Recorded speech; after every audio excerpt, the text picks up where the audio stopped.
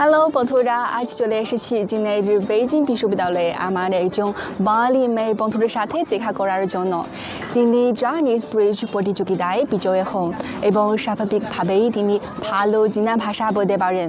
তার দৈনন্দিন জীবন কেমন চলুন জেনে নেই। আমার বন্ধুকে খুঁজে পেয়েছি।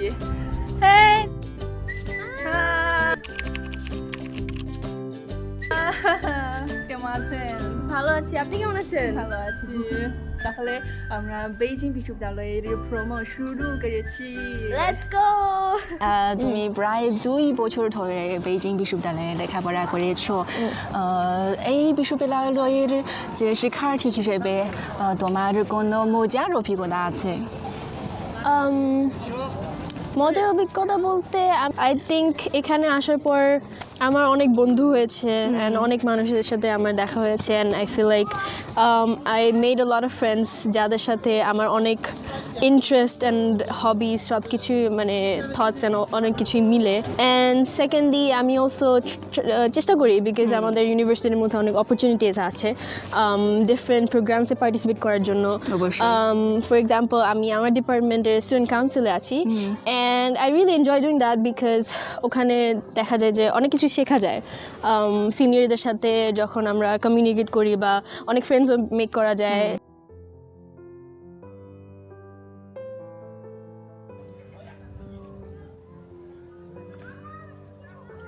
এই হ্রদের নাম ওয়েনিং হ্রদ, যা বেইজিং বিশ্ববিদ্যালয়ের ল্যান্ডমার্ক।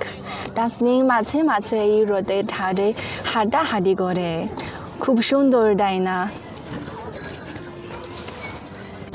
আমার কাছে মনে হয় সব থেকে অবভিয়াস একটা জিনিস হচ্ছে চায়নায় আসার পর এই জিনিসটা আমার অভ্যাস হতে অনেক সময় লাগছে, সেটা হচ্ছে আমাদের খাবারের টাইমিং। ফর এক্সাম্পল 2 দেশেই হচ্ছে আমরা 3 বেলা খাই, বাট বাংলাদেশে হলে হচ্ছে সকালের খাবার ডিপেন্ডস অন অভ্যাস, স্কুলে বা কাজে গেলে এর আগে খেয়ে তারপরে দুপুর হচ্ছে 1টা-2টার দিকে, রাইট? অ্যান্ড দেন রাতের খাবার হচ্ছে 9টা-10টা। বাট আমার পার্সোনালি আমার ফ্যামিলিতে আমরা একটু দেরি করে খাই, সো অনেক সময় 11টা বেজে যায়। সো বাট এখানে আসার পর হচ্ছে স্পেশালি ফার্স্ট অফ অল হোস্টেলে থাকি, সো ম্যাক্সিমাম সময় ক্যান্টিনে যাওয়া হয়। আর আমাদের পিকিং ইউনিভার্সিটিতে অনেক ক্যান্টিন আছে, সো অনেক ডিফারেন্ট ভ্যারাইটির খাবার আছে। So most of the time দেখা যায় যে ক্লাসের শেষে ওই ক্যান্টিনে যাই লাঞ্চ ডিনার করে তারপরে বাসায় ফেরা হয়। সো ওই হিসাবে হচ্ছে ক্যান্টিন এক্স্যাক্টলি হচ্ছে চাইনিজ মানুষদের খাবার অভ্যাসের হিসাবে খোলা হয়। ফর এক্সাম্পল সকালে নাস্তা হচ্ছে 7টা থেকে 8টা অ্যান্ড দেন ক্যান্টিন বন্ধ। তারপর লাঞ্চের সময় আবার হচ্ছে 12টা থেকে 1টা, সো দেখা যায় যে 11:30 থেকে 1:30 পর্যন্ত ক্যান্টিন খোলা থাকে, তারপরে বন্ধ। তারপর রাতের খাবার হচ্ছে 6টা থেকে 7টা। সো দেখা যায় যে যদি নিজের না রান্না করতে চাও ওই সময়ই এসে খাইতে হয়। সো দেখা গেছে যে মনে হয় কি যে 10টা বাজলে আনলেস আগে আগে ঘুমানো হয়, বাট অনেক সময় পড়া থাকে, অনেক আলাদা কাজ থাকে, সো ঘুমানো হয় না অত আগে। সো তখন আবার খিদা লাগে যে, সো এই জিনিসটা হচ্ছে আর কি অভ্যাস হতে সময় লাগছে। যে এখন আমার কাছে মাঝে মাঝে মনে হয় যে মানে কি 6টা বাজে সন্ধ্যাবেলা, এখন হচ্ছে সন্ধ্যায় নাস্তা খাওয়ার কথা, আমি কোথায় ডিনার খেয়ে বাসায় চলে যেতে, সেটা হইলো এরকম একটা জিনিস।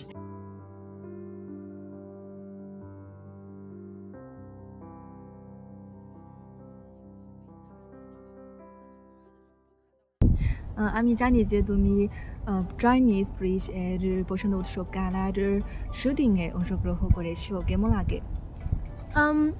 সো এটা হচ্ছে আমার ফার্স্ট টাইম অনুভূতি ছিল, অ্যান্ড অ্যাকচুয়ালি এটা চাইনিজ ব্রিজেরও ফার্স্ট টাইম বসন্ত উৎসবের গালা প্রোগ্রাম অ্যারেঞ্জ করা।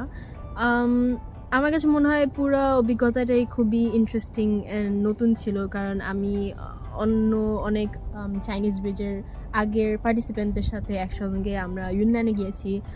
Also at the same time আমরা হচ্ছে ইউনান টেলিভিশনে ওখানে গিয়েছি, আমরা একসঙ্গে বিভিন্ন মানুষ বিভিন্ন পারফরমেন্স করেছে।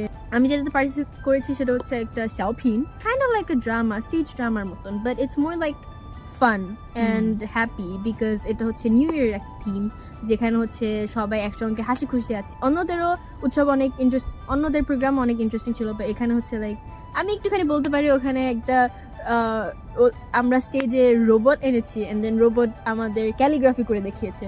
So I think it's really interesting and আমার কাছে আই উড রেকমেন্ড আপনাদেরকে গিয়ে দেখার জন্য।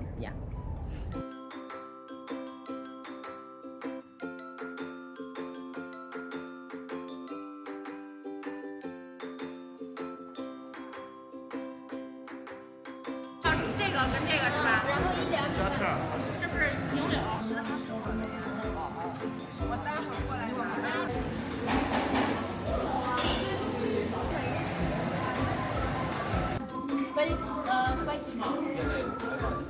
Okay, then this one. Okay. 一份这个凉辣的。今天给菜。